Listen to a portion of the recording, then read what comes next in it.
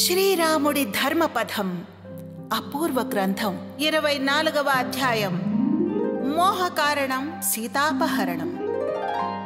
శూర్పణఖ రామకథను కీలకమైన మలుపు తిప్పింది.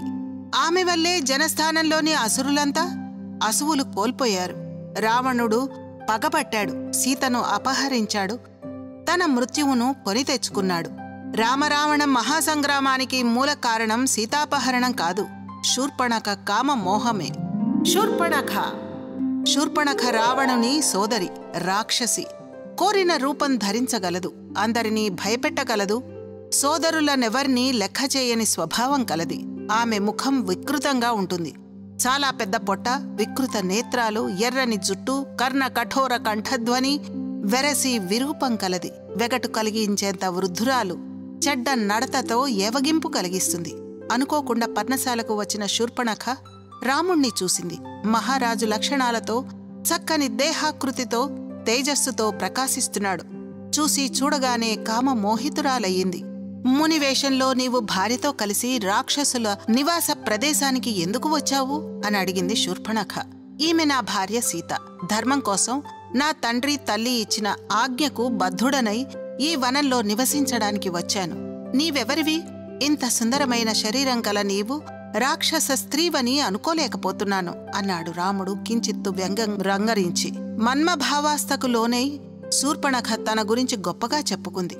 నేను రాక్షస స్త్రీని, స్వీయ బలంతో స్వేచ్ఛగా ఇష్టం వచ్చినట్లు మనగలను. రావణ కుంభకర్ణాదులు నా సోదరులు, నాకు భర్తగా ఉండు. ఇక నీకు అనాకారి సీతతో పనిలేదు. ఆమెని, నీ తమ్ముణ్ణి భక్షిస్తాను. నీవు నాతో కలిసి దండకారణ్యంలో విహరించవచ్చు. ఆ రాక్షస స్త్రీ మాటలకు రాముడు నవ్వుకున్నాడు. అతడే కాదు, రాముణ్ణి చూశాక లంకలోని రాక్షస స్త్రీలు సైతం వికృత రూపం గల శూర్పణఖ మన్మధునితో సమాన రూపం, తేజస్సు గల రాముణ్ణి చూసి ఎలా కోరుకుందో అని ఆశ్చర్యపడ్డారు. అసత్యం కాదు, పరిహాసం. రాముడు శూర్పణఖతో చేసిన సంభాషణలో తన గురించి, లక్ష్మణుని గురించి అబద్ధాలు చెప్పాడనే విమర్శ ఉంది. నిజానికి అబద్ధాలు కావు, పరిహాసోక్తులు మాత్రమే. ఆమె ఆకారాన్ని చూసి సుందరమైన శరీరం కల ఆమె రాక్షస స్త్రీలా తోచడం లేదన్నాడు. ఆమె ప్రతిపాదన విని ఆమెది మన్మథ రోగమని గ్రహించాడు. ఆమెను పూజ్యురాలా అని సంబోధించాడు. నాకెంతో ఇష్టమైన భార్య ఈ సీత. నా తమ్ముడున్నాడు, అందగాడు, అవివాహితుడు, భార్య కావాలనుకుంటున్నాడు. అతడు నీ రూపానికి తగిన భర్త కాగలడు. పైగా నీకు సవతిపోరుండదు అన్నాడు రాముడు. అతడి ప్రతి మాటలోనూ అతిశయం ఉంది, పరిహాసం ఉంది. కాని దాన్ని గ్రహించగల నేర్పు శూర్పణఖకు లేదు. అందుకనే వెంటనే లక్ష్మణుడి వద్దకు వెళ్ళి, నీకు తగిన భార్యను నేనే అని చెప్పింది. మాటల్లో నేర్పరి అయిన లక్ష్మణుడు చిరునవ్వు నవ్వాడు. నేను అన్నగారి దాసుణ్ణి. నీవు నాకు భార్యవైతే నువ్వు దాసివి కావాల్సి వస్తుంది. గొప్ప సౌందర్య రాశివైన నీవు మా అన్నగారి చిన్న భార్యవై ఆనందించు. ఆ మాటల్లోని శ్లేష గ్రహించలేదు శూర్పణఖ. పైపెచ్చు రెచ్చిపోయింది. నీ భార్య వల్ల నన్ను గుర్తించడం లేదు. నీ ఎదుటే ఈమెను భక్షించి నీతో సుఖంగా విహరిస్తాను అంటూ ఆగ్రహంతో సీత మీదకు మృత్యుపాశంలా వెళ్ళింది శూర్పణఖ. క్రూరులతో పరిహాసం మాడటం తప్పు అని మనం చేసినందువల్లే కష్టం కలిగించింది. ఈమె స్త్రీ చెడ్డది, పైగా ఆయుధం ధరించనిది, యుద్ధానికి రాలేదు, అంచేత చంపకూడదు. ఈమెను వికృతంగా చేసి బలగర్వాణ్ణి అణుచు, లేకపోతే ఈమె సీతను చంపుతుంది అని లక్ష్మణుడిని ఆదేశించాడు రాముడు. దాంతో కత్తి తీసుకొని శూర్పణఖ ముక్కు చెవులు కోసేశాడు లక్ష్మణుడు. రక్తపానాభిలాష అంగవికారంతో భయంకర రూపిణి అయి రక్తం కారుతుండగా జనస్థానంలో రాక్షస గణంతో కలిసి ఉంటున్న సోదరుడు ఖరుని వద్దకు వెళ్ళింది. అతడ్ని రెచ్చగొట్టింది శూర్పణఖ. ఒక స్త్రీ మూలంగా తనని ఈ దురవస్థకు గురి చేశారని ఫిర్యాదు చేసింది. ఆ ముగ్గురిని చంపమని, వారి రక్తం తాగాలని మహా కోరిగ్గా ఉందని చెప్పింది. ఖరుడు 14 మంది రాక్షసుల్ని పంపాడు. హింసకు పాల్పడుతున్న మిమ్మల్ని వధించడానికి ఋషులు ఆజ్ఞతో ఆయుధాలతో ధరించి వచ్చాను అంటూ రాముడు వారిని హతమార్చాడు. విషయం తెలిసిన ఖరదూషణులు 14,000 మంది రాక్షస సేనతో జనస్థానం నుండి దండెత్తి వచ్చారు. వారందర్నీ రాముడు వధించాడు. శూర్పణఖ హతాసురాలైంది. ప్రతీకారేచ్ఛతో రగిలిపోయింది. రావణాగ్రహం రాముడి బాణం దాటి నుండి తప్పించుకున్న అకంపనుడు అనే రాక్షసుడు తిన్నగా లంకకు వెళ్ళాడు.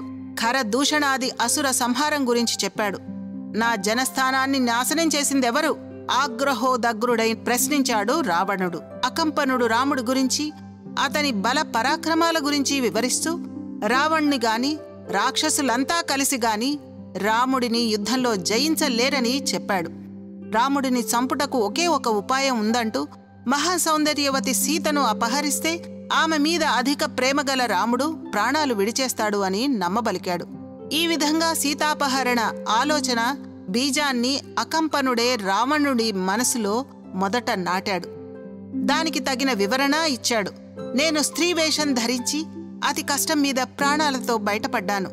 ఓ రాక్షసరాజా, నువ్వతడి మీదకు యుద్ధానికి వెళితే ఎలాంటి ప్రయోజనమూ లేదు. అతడికి కోపం వస్తే నువ్వే కాదు, మహేంద్రాదులు ఆయన్ని గెలవలేరు. అందుకే రావణుడు మారీచుడి ఆశ్రమానికి వెళ్ళాడు.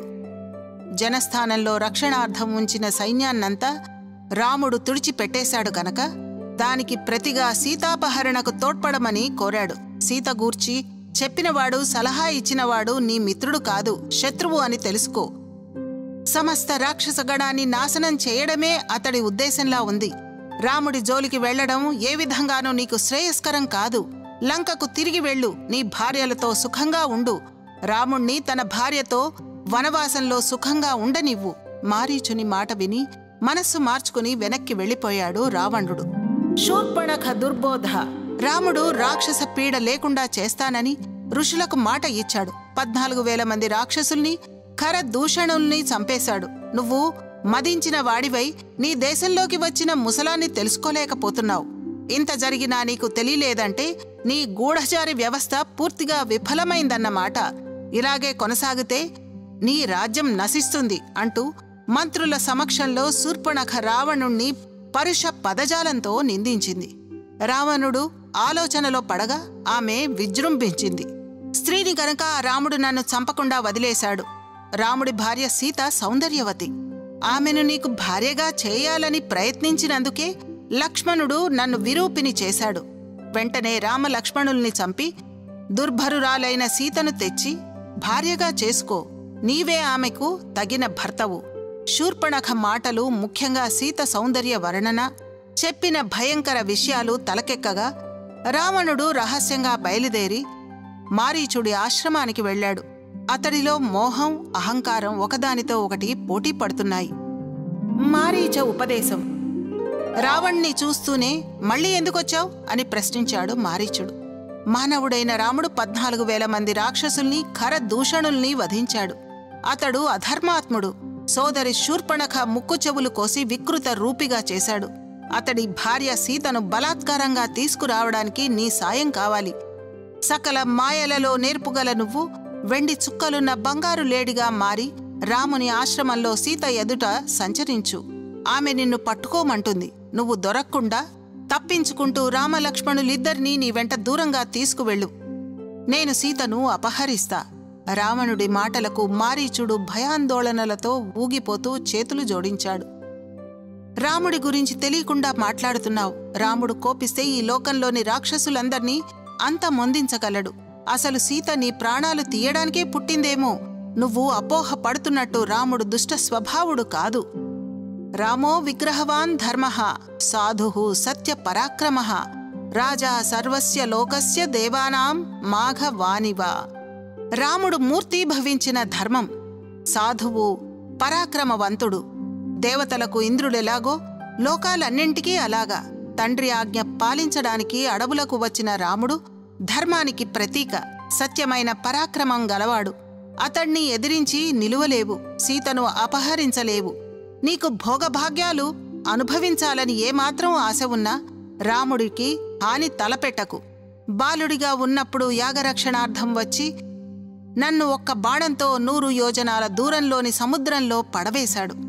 అతడికి నన్ను చంపాలన్న ఉద్దేశం లేకపోవడంతో నేను బతికిపోయాను. పైగా అప్పటికింకా అస్త్ర విద్యను కూడా పూర్తిగా అభ్యసించలేదు.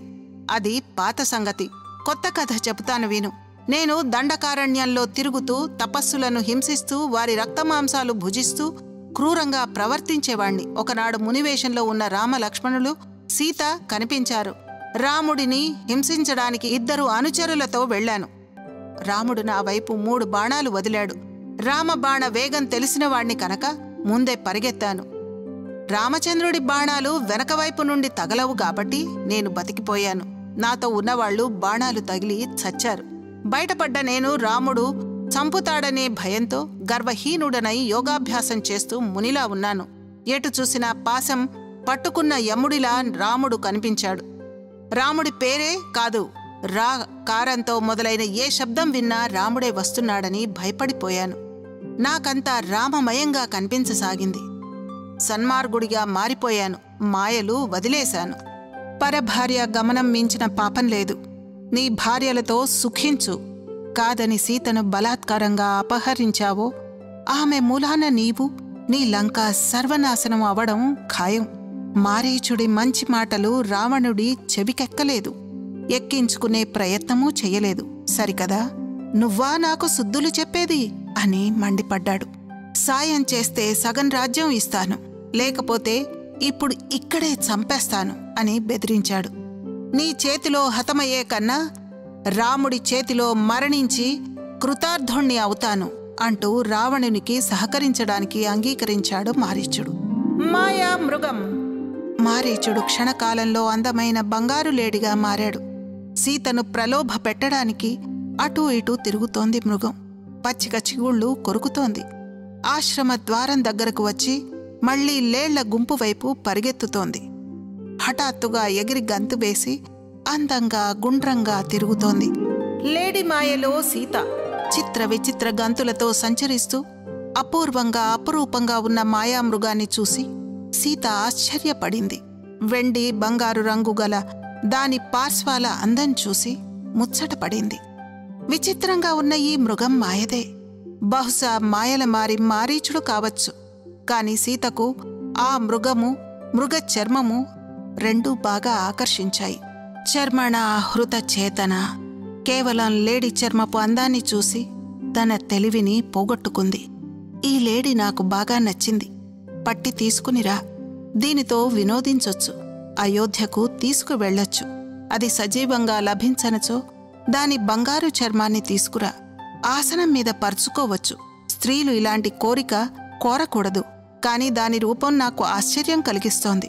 రాముడికి ఆశ్చర్యం కలిగించింది. సీత ఎంతో ముచ్చట పడుతోంది. ఇలాంటి మృగం ఏ వనంలోనూ ఉండదు. ఒకవేళ ఇది రాక్షస మాయే అయితే ఆ రాక్షసుడు మారీచుణ్ణి చంపాల్సిందే. లేడిని పట్టుకోవడమో లేక చంపడమో చేసి వస్తాను. నీవు సీతను రక్షిస్తూ ఉండు అని చెప్పి ధనస్సు ధరించి వెళ్లాడు రాముడు. కాత్వం కాంచనవర్ణభ.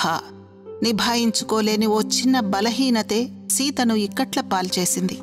ఆకర్షణ విచక్షణను చంపేసింది. కంటికి నచ్చినవన్నీ కోరుకోవడమంటే కష్టాలు కొని తెచ్చుకోవడమే. రాముడు తెలివిహీనుడా? కనక మృగము భువిని కలదు, లేదనకయే తరుణి విడిచిపోయే దాశరథియు. తెలివిలేనివాడు దేవుడెట్లాయరా అని వేమన ఎత్తి పొడిచాడు. అది రాక్షసమాయ అని లక్ష్మణుడు వారించినా సరే వినకుండా స్వయంగా మృగవేటకు రాముడే వెళ్లాడు. ఎందుకంటే ఆ లేడిని సీత ఎంతగానో ఇష్టపడింది, ముచ్చటపడింది, మురిసిపోయింది. పట్టి సజీవంగా కాని లేదా దాని చర్మం కాని తెమ్మని కోరింది. ఆమె ఇప్పుడు రాజభవనంలో లేదు. కోరినవి తెచ్చిచ్చే నౌకర్లు, పరిచారికలు లేరు. ఏం చేసినా రాముడు కాని లక్ష్మణుడు కాని చేయాలి. ఏం కోరినా అడవిలో లభించేవే తెచ్చివ్వగలరు. ఈ సందర్భంలో చిత్రకూట పర్వత మార్గంలో వెళ్తుండగా రాముడు లక్ష్మణుడికి చెప్పిన మాటలు గుర్తు చేసుకోవడం అవసరం. లక్ష్మణ, సీత ఏ ఏ ఫల పుష్పాలు కోరుతుందో వాటిని, ఆమెకు నచ్చిన ఇతర వస్తువుల్ని తెచ్చివ్వు సుమా. ఆ పనే ఇప్పుడు రాముడు చేశాడు. ఈ సందర్భంగా అగస్త్య మహర్షి రాముడికి చేసిన హితోపదేశము గుర్తు చేసుకోవాలి. సీత పతివ్రత ధర్మంగా నిన్ను అనుసరించింది. ఆమె ఎప్పుడు ఏది కోరినా నీవు కాదనకుండా నెరవేర్చు. అది గుర్తుంది కనుకే సీత కోరిక తీర్చడానికి లేడి కోసం వెళ్లాడు. సర్వక్లేశాలకు సిద్ధపడి తన వెంట అడవులకు వచ్చిన మిథిలేసుని కుమార్తె, దశరథ మహారాజు కోడలు, తన అర్ధాంగి ముచ్చట తీర్చడం తెలివి తక్కువ తనం కాదు, కాబోదు. హా సీత, హా లక్ష్మణ! మాయా మృగం రాముణ్ణి చాలా దూరం తీసుకుపోగా కోపించి బాణం ప్రయోగించాడు. మారీచుడి మాయారూపం పోయింది. రాముని కంఠస్వరం అనుకరిస్తూ హా సీత, హా లక్ష్మణ అని అరిచాడు. దాని స్వరం విన్న రాముడు రాక్షస పన్నాగం శంకించాడు. మరో చుక్కల లేడిని చంపి దాని మాంసం తీసుకుని తిరుగుముఖం పట్టాడు. ఈలోగా సీత భయభ్రాంతయ్యై అన్నగారి సాయానికి వెళ్లమని లక్ష్మణుణ్ణి కోరింది. అన్న ఆజ్ఞ పాలిస్తూ ఆమె రక్షణార్థం అక్కడే ఉంటానన్న అతడ్ని కఠిన పదజాలంతో నిందించింది, గాయపరిచింది. నిస్సహాయురాలు, భర్త క్షేమం కోసం తహతహలాడే నిర్భాగ్యురాలు దూరాలోచన చేయలేక అతణ్ణి శంకించింది. సామాన్య భార్యలా ప్రవర్తించింది. ఆమె ఆరోపణలు వినలేకపోయాడు. స్త్రీలది చపల స్వభావం అంటూ ఆమె రక్షణ భారం వనదేవతలకు అప్పగించి కన్నీళ్లతో ఆశ్రమాన్ని విడిచి వెళ్లాడు లక్ష్మణుడు. సీతాపహరణం. అవకాశం కోసం వేచి ఉన్న రావణుడు లక్ష్మణుడు పర్ణశాల నుంచి దూరంగా వెళ్లగానే రంగంలోకి దిగాడు. కాషాయ వస్త్రం, శిఖ, ఛత్రము, పాదుకలు ధరించాడు. దండ కమండాలతో సన్యాసి వేషంలో సీత దగ్గరకు వెళ్లాడు. చర్మణాహృత చేతన బంగారు బొమ్మలా ఉన్న సీతను చూడగానే మోహావేశానికి గురయ్యాడు. మన్మథవశుడై సీత సౌందర్యాన్ని పొగిడాడు. నగరంలో ఉండాల్సిన దానివి ఒంటరిగా అడవిలో ఎందుకున్నావని ఆరా తీశాడు. అతడు ఉత్తమ అతిథి అని భావించి అతిథి సత్కారం చేసింది సీత. ఆసనం మీద కూర్చుని ఉత్తమమైన ఫలాలను తొందర లేకుండా తిను అని కోరింది. తమ కథ చెప్పింది. బ్రాహ్మణుడా, నీ పేరు, కులం, గోత్రం చెప్పు. ఒంటరిగా ఈ అడవిలో ఎందుకు తిరుగుతున్నావో కూడా చెప్పు అంది. నేను లంకాధిపతి అయిన రావణుణ్ణి అని తన గురించి గొప్పగా చెప్పుకుని నా పట్టపురాణివి కమ్ము అని కోరాడు. సీత అతడ్ని నిందించింది. రాముడి బల పరాక్రమాల గురించి చెప్పి భయపెట్టింది. రాముడు ధనుర్బాణాలు ధరించి నిలబడితే నీవు క్షణకాలం నిలబడలేవని హెచ్చరించింది. అయినప్పటికీ రావణుడు తన బుద్ధి మార్చుకోలేదు. తన పరాక్రమం ఎంతటిదో వర్ణించి చెప్పాడు. సన్యాసి రూపం విడిచి 10 తలల రాక్షసుడిగా ప్రత్యక్షమయ్యాడు. నీకు నేనే తగినవాణ్ణి అంటూ ఆమెను పట్టుకున్నాడు. ఎడమ చేత్తో కేశపాశాలను, కుడి చేత్తో తొడలను పట్టుకుని లేవదీసుకుని పోయాడు. రావణ రథం రాగా సీతను ఎత్తుకుని భయపెడుతూ చంకలో ఇరికించుకుని రథం ఎక్కించాడు. రామా అంటూ సీత అరుస్తున్నా పట్టించుకోకుండా కామార్తుడైన రావణుడు ఆమెను పట్టుకుని ఆకాశంలోకి ఎగిరాడు. కల్పితాలు. సీతను వదిలి రాముడి దగ్గరకు వెళ్తూ ఈ గీత దాటి బయటకు రావద్దు అంటూ లక్ష్మణుడు లక్ష్మణరేఖ గీయడం, దాని దగ్గరకు రావణుడు రాగానే ఆ గీతలోంచి మంటలు లేవటం వాల్మీకి రామాయణంలో లేవు. అలాగే రావణుడు సీతను స్పృశించకుండా భూమిని పెళ్లగించుకొని తీసుకుపోవటమూ లేదు.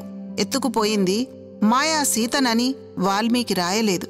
ఇవన్నీ కూడా ఇతర రామాయణ కర్తలు కల్పించగా ప్రాచుర్యంలోకి వచ్చినవే.